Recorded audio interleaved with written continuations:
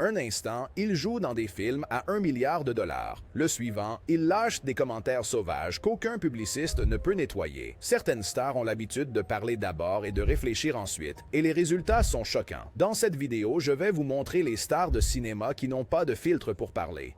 1. Madonna contre Letterman, sans retenue. Cette interview de 1994 sur le Late Show est rapidement devenue folle. Madonna et David Letterman ont échangé des blagues audacieuses qui repoussaient constamment les limites. David essaie de provoquer des réactions en demandant à Madonna d'embrasser un homme pris au hasard dans le public, la taquinant avec un sourire. Elle se penche en arrière, amusée, mais tiens bon, allons embrasser un gars dans le public. Pourquoi ne vas-tu pas embrasser le gars? Madonna ne laisse pas passer. Elle questionne rapidement son étrange obsession, le regardant droit dans les yeux avec un air audacieux. Pourquoi es-tu si obsédé par ma vie sexuelle? Letterman se moque de lui-même pour répondre à sa question. Madonna rit, mais il l'interrompt avant qu'elle ne dise plus. Comme nous le savons tous, je n'en ai aucun moi.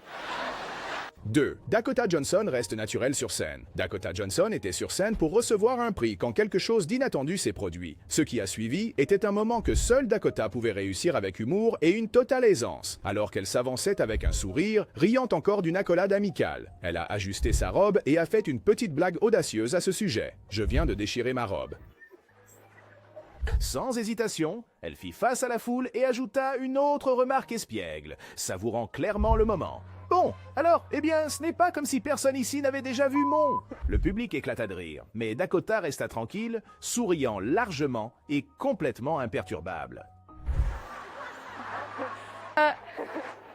Troisièmement, Letterman reçoit une réponse directe de Cher. Cher est apparu dans l'émission de David Letterman, après avoir refusé pendant de nombreuses années. Les choses sont rapidement devenues audacieuses lorsqu'elle a révélé la véritable raison pour laquelle elle évitait le spectacle depuis si longtemps. Ce qui a suivi a stupéfié l'animateur et ravi le public. Cher a laissé entendre qu'il y avait plus derrière sa décision, en disant que ce n'était pas vraiment à propos de l'hôtel. Non, tu pensais que c'était une raison, mais bien sûr, ce n'est pas vraiment la raison. Qu'est-ce qui était là? Letterman a reculé, essayant de plaisanter, demandant si elle pensait qu'il était quelque chose de mauvais. Parce que tu pensais que j'étais un idiot, puis vint le moment qui a choqué la salle. Cher l'a dit directement en face. Cher était venu à nouveau. Elle l'a appelé un astronaute.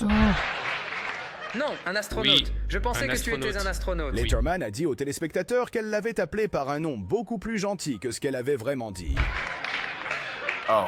Et bien sûr, pour vous, les spectateurs à la maison qui auraient pu manquer ça, ce qu'elle a dit, c'est qu'elle pensait que j'étais un type vraiment sympa. Il a ri et a joué le jeu, puis a essayé de passer à autre chose alors que le moment touchait à sa fin. Tu es un astronaute. Oui, maintenant, Non, tu tu sais vois, quoi? je sais. 4. L'interview de Vin Diesel devient trop personnelle. L'interview a commencé sur un ton normal. Vin Diesel était calme et parlait de travailler avec Tom Hanks. Mais très rapidement, la conversation a pris une autre direction. Vin a commencé à parler de jouer avec Tom Hanks, ayant l'air réfléchi et détendu. Mais ensuite, sans avertissement, son attention s'est détournée du sujet vers l'intervieweuse. Au premier, et Il s'arrêta soudain au milieu de sa phrase, regarda Carole et loua bruyamment sa beauté. Son expression devint enjouée et il se pencha en avant avec excitation. Dieu, tu es si belle. Mon Dieu, elle est si belle, mec. Maintenant visiblement distrait, il l'a pointé du doigt et a demandé aux autres d'être d'accord. Il a même dit qu'il ne pouvait pas se concentrer sur l'interview à cause de sa beauté. Ai-je raison ou tort? Regardez-la. Merci. Comment suis-je censé faire cette interview? Regardez cette femme. Puis il est devenu trop personnel sans garder à l'esprit qu'il était en interview. Dis-moi, Tom, sortons d'ici. Allons-y. Allons déjeuner. Mon Dieu, je l'adore. Regarde comme elle est belle. Merci. Mon Dieu, wow, mec. Oh, Alors, wow. Tom Hanks? 5. Rourke dit ce qu'il veut. Celui-ci concerne Mickey Rourke. Connu pour dire ce qu'il pense, il a encore montré qu'il dit ce qu'il veut, peu importe où il est. Mickey a demandé à Jojo quelque chose de très direct à son sujet, et cela l'a pris au dépourvu. Il était direct et n'a montré aucune hésitation. Alors, est-ce que tu aimes les filles ou les garçons? Moi? Les filles. Je sais, je pouvais le dire. Mon partenaire est non-binaire. C'est la salle de vape fumée. Peu de temps après, Mickey s'est assis dehors et a fait une blague qui a dépassé les bornes. Ces mots étaient clairement inappropriés, et Jojo a répondu avec confiance mais fermeté. Si je reste plus de 4 jours, tu ne seras plus Je gay. peux garantir que je serai toujours gay et que je serai toujours dans une relation très Je heureuse. vais te ligoter. Est venu un moment où Mickey a utilisé un langage offensant en parlant du vote. Il a appelé Jojo par une étiquette basée sur son identité. Nous nous éliminons tous. Ouais. Oui, éventuellement. Je vais voter contre la lesbienne rapidement. Jojo, C'est homophobe. Le reste de la maison a réagi rapidement. Ils lui ont dit que c'était mal et ont qualifié son commentaire d'homophobe. Donc c'est homophobe si c'était ta raison. As-tu quelqu'un que tu veux évincer? Eh bien non, en fait, on ne peut pas en parler. Non, tu ne peux pas. Non, tu Nous ne ne peux pas. pouvons pas en discuter. C'est La indiscutable. lesbienne que je vais voter Comme si dehors. cela ne suffisait pas, Mickey a utilisé un autre terme désobligeant devant tout le monde. Il a essayé de dire que c'était juste parce qu'il avait besoin d'une cigarette, mais personne ne l'a pris à la légère. Et j'ai besoin d'une clope. Je te parle. Et j'ai besoin d'une clope. 6. L'explosion de Christian Bale sur le plateau. Ici, l'acteur passe soudainement du calme à la fureur. Il crie sur le membre de l'équipe, son visage flouté mais sa voix forte et tranchante. Je veux que tu dégages du plateau, espèce de con. Désolé. Non! Ne te contente pas d'être désolé. Réfléchis une seconde. Qui es-tu? Il commence à se déplacer maintenant, faisant les 100 pas sans relâcher. Sa voix devient plus forte. L'énergie sur le plateau chute. Personne n'ose l'interrompre. Est-ce que je veux? Nous Non. pouvons te parler. Non, ne me fais pas taire. Est-ce que je vais me promener et arracher tes lumières au milieu d'une scène? Ensuite vient le sarcasme. Bale se moque de la façon dont le membre de l'équipe est entré, presque en dansant sur place pour prouver son point. Il demande encore et encore quelle partie de cela l'homme ne peut pas comprendre. Tu as une idée de ce que ça fait d'avoir quelqu'un qui passe derrière Bryce au milieu de la scène? Même lorsque l'homme essaie d'expliquer, en disant qu'il vérifiait simplement la lumière, Bale ne veut rien entendre. Il lève les mains et le réprimande à nouveau, agissant comme si toute la prise avait été gâchée. Je regardais la lumière. Oh, bien pour toi. Et comment c'était? J'espère que c'était sacrément bien, parce que c'est inutile maintenant, n'est-ce pas? 7. Kristen Stewart dérape en direct sur SNL. À la fin de son épisode de SNL, Kristen Stewart se tenait entre Aidy Bryant et Kate McKinnon. La scène était prête pour un habituel au revoir joyeux, mais son enthousiasme a pris le dessus. Avec un grand sourire, elle a fait l'éloge de l'émission et a soudain laissé échapper un mot inapproprié pour la télévision en direct. C'était vraiment un bon choix. Bon, nous avons eu un super spectacle et ça me plaît vraiment d'être ici parce que c'est la chose la plus cool que j'ai... Oh! Elle se couvrit instantanément la bouche. Choquée, Kate McKinnon la regarda en haletant. Il s'est figé avant de rire. Essayant de se reprendre, Kristen s'est excusée, a plaisanté en disant qu'elle ne reviendrait jamais et a terminé le spectacle avec un sourire. Oh mon Dieu. Et je suis désolée. Et Alessia Cara est aussi ici et je ne reviendrai jamais. Et... Alors, asseyez-vous prêt. 8. Kanye West choque les VMA en disant ce qu'il pense vraiment.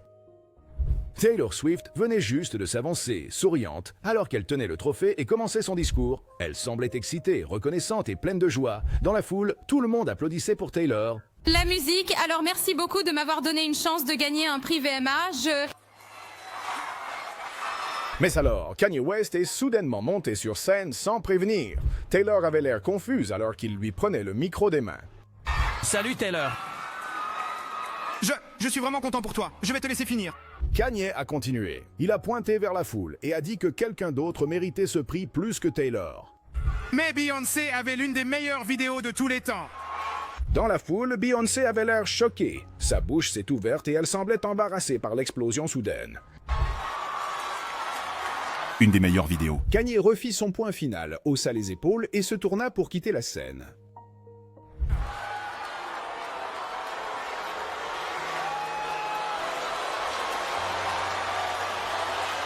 « 9. Kanye perd son calme à la radio en direct. Il a commencé calmement, mais sa voix ne cessait de monter. Kanye a regardé Sway droit dans les yeux et a commencé à pointer du doigt tout en parlant de plus en plus vite et fort. L'énergie de la salle a changé. T'as pas les réponses, mec. T'as pas les réponses. À Kanye. Tu n'as pas les réponses. T'as pas les réponses, Sway. La tension s'accentua. Kanye se pencha de nouveau en avant, sa voix ferme et tranchante. Ses mains bougeaient rapidement et sa frustration déborda, alors qu'il interrompit Sway sans pause. Kanye. Je fais ça depuis plus longtemps que toi. Faire quoi de plus que moi? Allez, détends-toi. Tu n'as pas les réponses. Tu n'as pas les réponses. Et il ne s'est pas arrêté. Kanye regardait directement Sway, lançant des grandes revendications et secouant la tête, comme si personne dans la pièce ne comprenait sa lutte.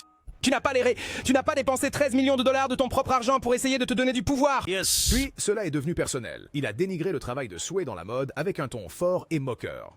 Et ce n'est pas du Ralph pourtant. Ce n'est pas du niveau Ralph. Mais laissez-moi vous demander ceci. Je vous demande. Quel est le nom de votre ligne de vêtements? Nous ne savons pas. Sway a essayé de calmer le moment, mais Kanye l'a interrompu de nouveau. Les deux hommes parlaient en même temps, mais la voix de Kanye était plus forte et plus agressive. Exactement, et je pourrais perdre de l'argent à un niveau plus élevé aussi. Ne pense pas juste parce que... Ne pense pas parce que j'ai le plus ou le moins d'argent. Attends, laisse-moi finir ma question, mec. Mec, parce que... Non, mec. Sway a finalement craqué un peu aussi. Cela ressemblait davantage à une dispute animée entre amis à l'antenne. T'as pas besoin de t'énerver, mec, ce n'est pas une patente de... Il avait encore plus à dire. Tout le monde, tout... Ce que je dis, c'est que tu n'as pas besoin de t'emballer, comme tu as pas besoin... Attends, tu es d'accord? Attends. Non, attends, pas de pause.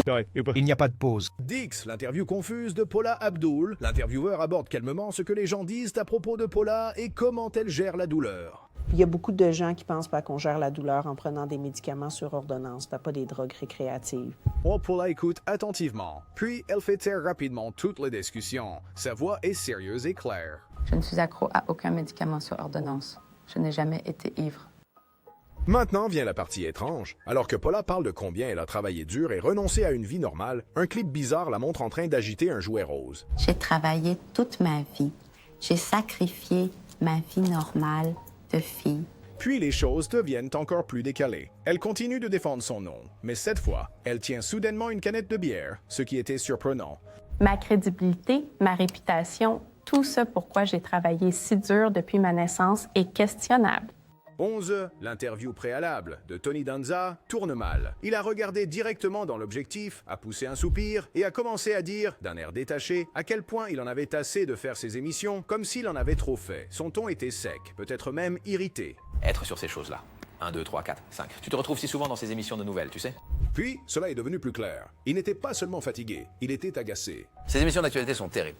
Tony, je te dis, je viens de m'en rendre compte parce que j'entends l'émission d'actualité en arrière-plan. Il a continué comparant cela aux agréables émissions du matin qu'il s'attendait à voir. Mais à la place, il était coincé sur une chaîne de nouvelles sérieuses. Maintenant, tu penses toujours que tu fais ces émissions du matin, mais c'est l'une de ces émissions d'actualité. Le présentateur a essayé de le ramener, mais il s'est moqué de l'idée d'être sur les nouvelles locales. Connie, je vais faire partie des nouvelles locales. Comme c'est excitant. 12. Ariana Grande jure sur le tapis. Lors d'un grand événement sur le tapis rouge, Ariana Grande a essayé de rester calme en parlant à la presse. Mais les choses ont rapidement déraillé. Elle a commencé l'interview en disant qu'elle se sent souvent anxieuse avant ces événements. Parce que habituellement, je ne peux pas m'approcher à moins d'1 mètre d'un tapis rouge sans... Puis, elle a fait un commentaire désinvolte sur l'intervieweur, essayant de rester détendue. C'est du déjà vu pour vous? J'ai l'impression de vous avoir rencontré quand vous étiez très jeune. Soudain, elle a lâché un gros mot tout en louant d'autres artistes. Ses yeux se sont écarquillés et elle a rapidement couvert sa bouche. Tout le monde a fait des merveilles cette année. Et je regarde autour de moi et je suis comme, oh là là, tout le monde a complètement... je n'ai pas le droit de dire ça. C'est bon, vous êtes Ariana Grande. On vous a compris. Essayant de se reprendre, elle s'est excusée et avait l'air complètement embarrassée. On vous a eu. Je t'ai donné 2 secondes. J'ai foiré. Oh mon Dieu, j'ai foiré. Oh mon Dieu. Je veux lâcher le micro.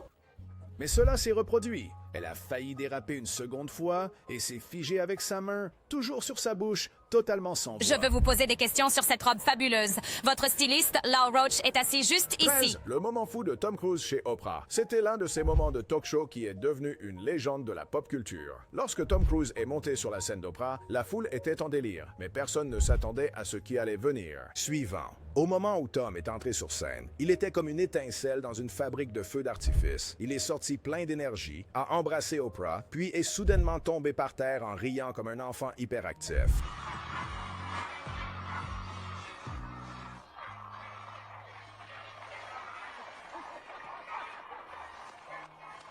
Il ne pouvait pas rester en place. À un moment donné, il a sauté, a attrapé les mains d'Oprah et a crié avec tellement d'enthousiasme qu'elle-même semblait stupéfaite. On pouvait voir dans ses yeux qu'elle était à la fois choquée et amusée. C'était amusant, n'est-ce pas? Oui. Que t'est-il arrivé?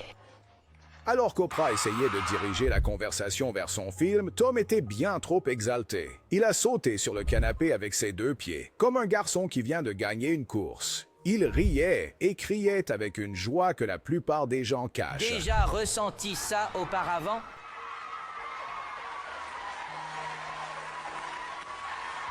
Même quand Oprah a essayé de parler de son film, il a juste ri, a saisi ses mains à nouveau et a continué à parler d'amour. Le public a adoré. Oprah, elle essayait de suivre. Certaines dont je dois discuter avec elle personnellement, mais vous savez...